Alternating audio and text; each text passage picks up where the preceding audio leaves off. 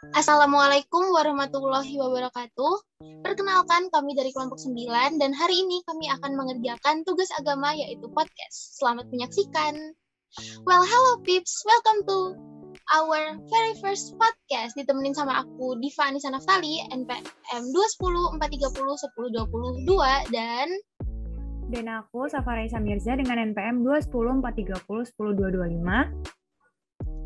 Dan aku Niken Nutia Ayu, NPM 210 430 10186. Dan aku Raden Roro Amanda dari NPM 210 430 10185. Dan aku Anindya Rizky Rahmadani dengan NPM 2104 301 0209. Dan yang terakhir dengan aku Yuki Amalia PP dengan NPM 2104 3010 223. Oke, jadi hari ini kita mau bahas apa aja sih, Saf? Nah, hari ini kita mau bahas tentang konsep kebudayaan dan peradaban Islam dulu nih ya. Oke, jadi aku jelasin tentang konsep kebudayaan. Nah, kata peradaban sendiri secara etimologi adalah terjemahan dari kata Arab al-hadara. Istilah Arab ini juga sering diterjemahkan ke dalam bahasa Indonesia, yaitu kebudayaan. Nah, pada istilah ini, kebudayaan dalam bahasa Arab adalah al-saqafah. Kebudayaan al-saqafah itu adalah bahasa Arabnya, dan kultur adalah arti Inggrisnya. Dengan peradaban al-hadarah kata Arabnya dan civilization untuk kata Inggrisnya sebagai istilah baku kebudayaan. Kebudayaan adalah hasil budidaya manusia dalam kehidupan bersama dalam suatu ruang dan waktu yang kemudian diwariskan kepada generasi mudanya untuk dikembangkan lebih lanjut dari generasi ke generasi. Terus juga kemudian dalam Islam sendiri dikenal zona-zona kebudayaan dan masing-masing zona itu mempunyai ciri-cirinya sendiri. Di antaranya ada Afrika Utara, Afrika Tengah, Timur Tengah, Turki, Iran, India, Timur Jauh, dan juga zona Asia Tenggara misalnya. Kita sendiri memiliki kebudayaan Islam, yaitu ada Islam Aceh, Jawa, Malaysia, Filipina, dan sebagainya. Para ahli sejarah juga membagi kebudayaan menjadi 9 periode sesuai dengan perubahan politik, ekonomi, dan sosial dalam masyarakat Islam. Di antaranya yaitu ada masa permulaan Islam, masa Daulah Amawiyah, masa Daulah Abbasiyah 1, Abbasiyah 2, Abbasiyah 3, Abbasiyah 4, dan juga ada masa Daulah Mongolia, masa Daulah Utsmaniyah, dan juga yang terakhir ada masa Kebangkitan Baru. Oke, sedangkan menurut Nur Zaman Siddiq membagi sejarah peradaban Islam ke dalam 3 periode besar. Yang pertama adalah periode klasik. Dimulai sejak Rasulullah menyampaikan seruannya hingga keruntuhan dinasti Abbasiyah. Ciri-ciri yang mencolok yaitu dinasti ini, periode ini maksudnya tetap memperhatikan dinasti-dinasti kecil. Dalam periode klasik ini, umat Islam mencapai prestasi-prestasi puncak di bidang peradabannya. Untuk yang kedua adalah periode pertengahan, dimulai sejak runtuhnya dinasti Abbasiyah sampai dengan abad ke-11 Hijriah atau 17 Masehi. Ciri-cirinya ialah kekuasaan politik terpecah dan saling memusuhi Utsmaniyah, Mamluk Mesir, Umayyah Barat atau Andalusia, dan berdirinya kerajaan-kerajaan yang memiliki berdaulat sendiri-sendiri. Dan yang terakhir adalah periode modern, yaitu abad ke-12 Hijriah atau 18 Masehi hingga sekarang. Dalam periode ini, umat Islam sudah tidak memiliki kekuasaan politik yang disegani. Dinasti Turki yang pernah menggedor pintu kota Wina sudah mendapat julukan The Sick Man of Europe. Bukan saja Turki sudah tidak mampu memperluas wilayah kekuasaan politiknya, bahkan wilayah-wilayah yang telah dikuasainya dibagi antara Inggris, Prancis, Rusia, dan juga wilayah Turki Utsmani ini diibaratkan sebagai sepotong kue yang menjadi rebutan antara kekuasaan-kekuasaan besar barat. Bekas jajahan setiap negara inilah yang kemudian melahirkan negara-negara baru setelah Perang Dunia Kedua. Oke, kayaknya kita udah paham nih ya tentang konsep-konsepnya. Iya, benar banget nih. Dan untuk materi nilai-nilai Islam dalam kebudayaan Indonesia, bakal ada teman kita, Niu, dan juga Rora yang akan bahas materinya. Silakan. Oke, makasih buat Safa dan Diva atas materi sebelumnya. Jadi, bakal masuk materi selanjutnya nih. Jadi, Niu, apa nih yang kamu tahu tentang nilai-nilai Islam dalam budaya Indonesia? Aku tahu nih beberapa tentang nilai-nilai Islam yang ada di Indonesia. Nah, kebudayaan Indonesia itu yang pernah aku baca nih ya adalah puncak-puncak kebudayaan suku. Nah, kayak misalkan bahasa nasional dan juga lagu nasional. Namun selain itu, Indonesia memiliki nilai-nilai utama atau core value budaya bangsa Indonesia yang dominan seperti harmonis, toleransi, gotong royong, religius, musyawarah untuk mufakat, kesatria, dan dinamis. Nah, salah satu contoh yang aku tahu nih ada di Bali, yaitu tepatnya di Nusa Dua. Nah, itu ada di sana pusat peribadatan yang berisi 5 rumah ibadah yang berbeda, namun dalam satu komplek nih. Jadi ada Masjid Agung Ibnu Battah, Gereja Katolik Maria Bunda Segala Bangsa, Wihara Budidaya Buna, Gereja Kristen Protestan Jemaat Bukti Doa, Pura Jaganata. Nah, ada 5 nih ya kan. Nah, hal itu menunjukkan bahwa adanya toleransi yang sangat tinggi dalam budaya bangsa Indonesia.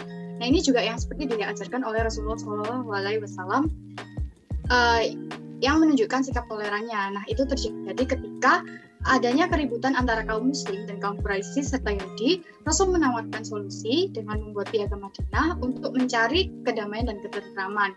Seperti yang tercantum di pasal 16 yang tertulis, sesungguhnya orang Yahudi menuruti kita berhak atas pertolongan dan santunan sepanjang kaum mukminin tidak terzalimi dan ditentang. Nah, juga selain itu nih, kalau ada di daerah rumahku tuh ada gotong royong. Jadi gotong royong untuk membersihkan kampung setiap hari Minggu. Nah, ini ternyata juga sudah tercantum dalam Al-Quran pada surat At-Taubah ayat 71 yang isinya, dan orang-orang yang beriman, lelaki dan perempuan, sebagian mereka adalah menjadi penolong bagi sebagian yang lainnya. Mereka menyuruh mengerjakan yang ma'ruf, mencegah yang munkar, mendirikan sholat, menunaikan zakat, dan mereka taat pada Allah dan Rasul-Nya. Mereka itu akan diberi rahmat oleh Allah, sesungguhnya Allah Maha Perkasa lagi Maha Bijaksana. Itu sih kalau dari aku. Roro tahu nggak selain itu nilai Islam dalam budaya Indonesia?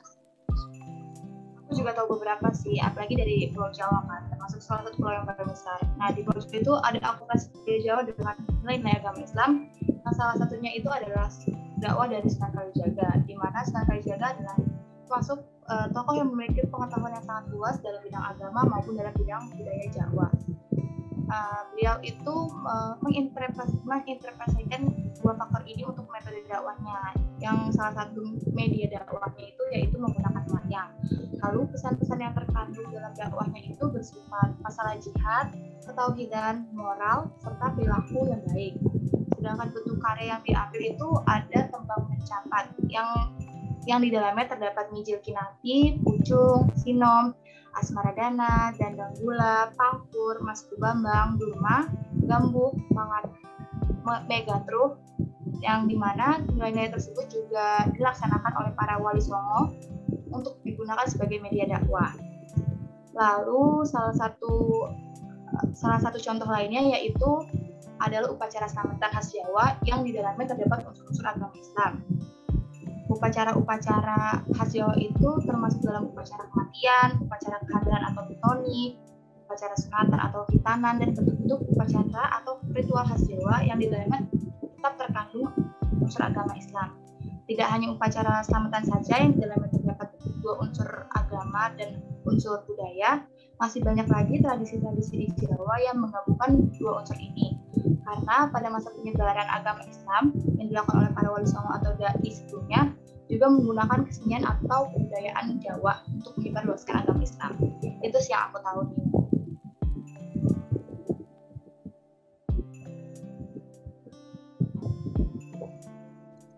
Nah, kan udah bahas nih tentang nilai Islam dan budaya dalam budaya Indonesia nih. Kalau kita nggak bahas kasus-kasus pergesekan antara agama Islam dan budaya di Indonesia. Iya, benar banget. Nah, materi tentang pergesekan ini bakal dibahas sama teman kita selanjutnya, yaitu Ani. Jadi, untuk Ani dipersilakan. Oke, makasih buat Miu dan Roro. Nah, kali ini aku akan bahas tentang materi pergesekan budaya dan agama yang ada di Indonesia. Indonesia sebagai negara yang penuh dengan keragaman budaya dan agama tentunya menjadi potensi bagi bangsa sekaligus menjadi tantangan yang besar. Bagaimana banyak konflik yang terjadi dalam bangsa? Contoh kasus yang pernah terjadi di Indonesia yaitu yang pertama ada konflik Maluku. Konflik ini adalah konflik kekerasan dengan latar belakang perbedaan agama, yakni antara kelompok Islam dan Kristen. Konflik Maluku menelan korban terbanyak, yakni sekitar ribuan orang tewas. Selain itu lebih dari 29.000 rumah terbakar, serta 45 masjid, 47 gereja, 714 toko, 38 gedung pemerintahan, dan 4 bank hancur. Tentang konflik yang terjadi juga yang paling lama, yakni sampai 4 tahun. Yang kedua selanjutnya ada tragedi Sampit. Tragedi ini bermula dari konflik antara kelompok etnis Dayak dan Madura yang terjadi di Sampit, Kalimantan Tengah. Konflik bermula pada 18 Februari 2001 saat 4 anggota keluarga Madura tewas dibunuh. Warga Madura lantas mendatangi rumah milik suku Dayak bernama Timil yang dianggap telah menyembunyikan si pembunuh. Massa meminta agar Timil menyerahkan pelaku pembunuhan itu karena permintaan mereka tidak dituruti. Massa marah dan membakar rumah. Insiden malam itu dapat dihentikan polisi, namun sayangnya pembakaran terus meluas sampai ke rumah-rumah lainnya. Warga Dayak pinggiran Sampit mulai berdatangan, baik melalui darat maupun sungai. Etnis Madura dikejar dan dibunuh. Tua, muda, pria, wanita menjadi sasaran pembunuhan. Di beberapa ruas jalan tampak bergelimang tubuh korban tanpa kepala. Nah, itu dia gesekan kebudayaan dan agama yang terjadi di Indonesia. Selanjutnya juga ada materi mengenai kebudayaan dan peradaban Islam di lingkungan sekitar kita yang akan dijelaskan oleh Yuki. Silakan Yuki. Oke, makasih Anin. Nah, di sini aku bakalan ngejelasin tentang kebudayaan dan peradaban Islam di lingkungan sekitarku. Seperti yang kita tahu, pembicaraan tentang Islam dan kebudayaan menjadi sesuatu yang menarik buat dibahas nih. Di dalam perspektif Islam, agama mengajarkan kepada manusia dua pola hubungan, yaitu hubungan secara vertikal yakni dengan Allah SWT dan hubungan dengan sesama manusia serta lingkungannya. Nah, di sini ada beberapa contoh akulturasi dari kebudayaan dan peradaban Islam yang masih ada dan berkembang di lingkunganku. Yaitu yang pertama ada budaya kenduri dan selamatan. Budaya ini berupa upacara sedekah makanan karena adanya seseorang yang memperoleh anugerah, kesuksesan, keberhasilan, serta untuk memperingati hari-hari penting bagi masing-masing orang. Dalam kegiatan ini akan menunjukkan bahwa adanya hubungan silaturahmi, berbagi suka, dan menunjukkan rasa syukur kepada Allah SWT. Lalu berikutnya ada budaya ngapati dan mitoni. Ngapati adalah ritual doa yang ditujukan untuk kehamilan berusia 4 bulan atau 120 hari, dan pada umur 4 bulan inilah ruh ditiupkan pada janin di dalam kandungan. Ritual ini dilakukan dengan memohon kepada Allah agar janin selalu diberi keselamatan, kesehatan, dan kebahagiaan. Kegiatan ini diiringi dengan sedekah makanan. Sedangkan mitoni atau tingkepan yaitu peringatan untuk kehamilan 7 bulan. Upacara ini dilaksanakan dengan sedekahan, pembacaan Al-Quran, dan pembacaan kitab Al-Maulid atau Al-Manaqib. Lalu selanjutnya ada tradisi jagong dan sepasaran juga akikah. Tradisi jagong maknanya saling bercengkrama, sedekah makanan, dan memanjatkan doa kepada Allah SWT agar bayi menjadi penerus yang soleh dan solehah. Sedangkan sepasaran diadakan dalam rangka pemberian nama untuk si bayi. Yang selanjutnya dilanjutkan dengan acara akikah, yaitu penyembelihan kambing dan pemotongan rambut bayi. Lalu yang terakhir ada tradisi tahlilan dan yasinan. Tradisi ini merupakan upacara untuk memperingati hari kematian dengan berkumpul oleh sanak saudara serta masyarakat sekitar. Lalu membaca ayat-ayat Al-Quran, berzikir, disertai doa-doa tertentu untuk dikirimkan kepada si mayit. Kegiatan ini mengandung nilai dakwah yang mengingatkan kita terhadap kematian, juga nilai sosial sebagai kegiatan silaturahmi dengan sesama, serta nilai kemanusiaan yaitu bergotong royong membantu warga yang tertimpa musibah. Nah, itu tadi beberapa tradisi dari kebudayaan dan peradaban Islam yang ada di lingkungan sekitarku. Dan mungkin juga kegiatan ini masih berkembang di lingkungan kalian. Nah, kan kita tadi udah bahas banyak banget nih dari mulai sejarah sampai budaya Islam yang ada di Indonesia. Nah, menurut aku, sebenarnya kesimpulan yang bisa kita ambil, Indonesia benar-benar kaya akan budaya. Sesuai juga dengan Pancasila yang pertama, yaitu ketuhanan yang Maha Esa, masyarakat Indonesia adalah masyarakat yang dipersilakan untuk menganut agama apapun itu selagi itu baik. Karena itu, sebagai masyarakat yang berbudaya dan beragama, ada baiknya kita selalu menjaga agar selalu bertoleransi. Jadi, sekian untuk podcast kita kali ini. Terima kasih sudah mendengarkan dan menyaksikan. Dan semoga podcast ini dapat menghibur serta bermanfaat. Wassalamualaikum warahmatullahi wabarakatuh. Bye semua.